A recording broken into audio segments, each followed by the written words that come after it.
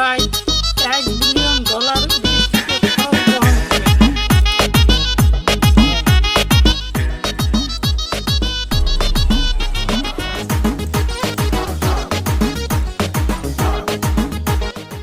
আজকে এই ব্রিজের শুভ উদ্বোধন করবেন বাংলাদেশ অকল্যাণ পার্টির সভাপতি মোহাম্মদ আলামিন ইসলাম।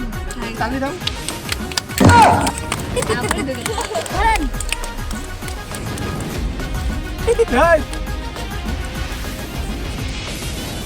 এই ব্রিজের শুভ উদ্বোধন ঘোষণা করা।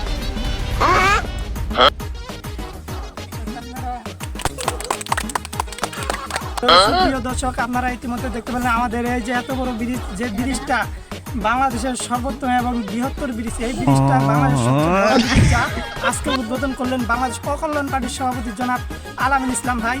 অসংখ্য ধন্যবাদ জানাই আমাদের এই ছোট্ট ব্রিজটি, যে ব্রিজটির নিচ দিয়ে আপনারা দেখতে পাচ্ছেন পানি যাবে যে 1000 ফুট নিচ দিয়ে, যেটা ব্রিজের এবং গতিসীমা অন্তত বেশি, এবং যেটা পদ্মা সেতুর থেকেও গভীরতম ব্রিজ হতে যাচ্ছে, যেটা বাংলাদেশের সবচেয়ে বৃহত্তর ব্রিজ। এই ব্রিজটা কীভাবে বানাইলো আমরা এখন ইঞ্জিনিয়ার সাথে সাক্ষাৎ করবো। এখানে আসেন।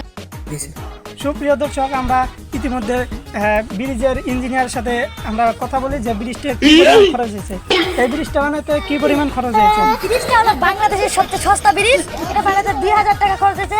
এইখানে বালার বদলে আমরা দিয়েছি মাটি এবং সিমেন্টের বদলে দিয়েছি আমরা বালু।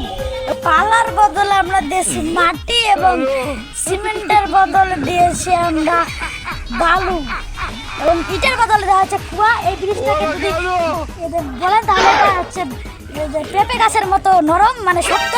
আর এই যে আমাদের জনকল্যাণ পার্টির যিনি প্রধান চেয়ারম্যান আছেন, তিনি এই ব্রিজটার জন্য 2000 টাকার মধ্যে তিনি দিয়েছেন 500 টাকা, এবং তিনি খেয়েছেন 5000 টাকা মেরে।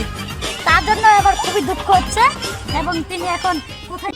তো আপনারা অনেকেই প্রশ্ন করতেছেন, ভাই এটা বাংলাদেশ অকল্যাণ পার্টির পক্ষ থেকে যেহেতু ব্রিজটা হয়েছে, ব্রিজে কি পরিমাণ খরচ হয়েছে, আসলে এটার বাজেট কতটুকু।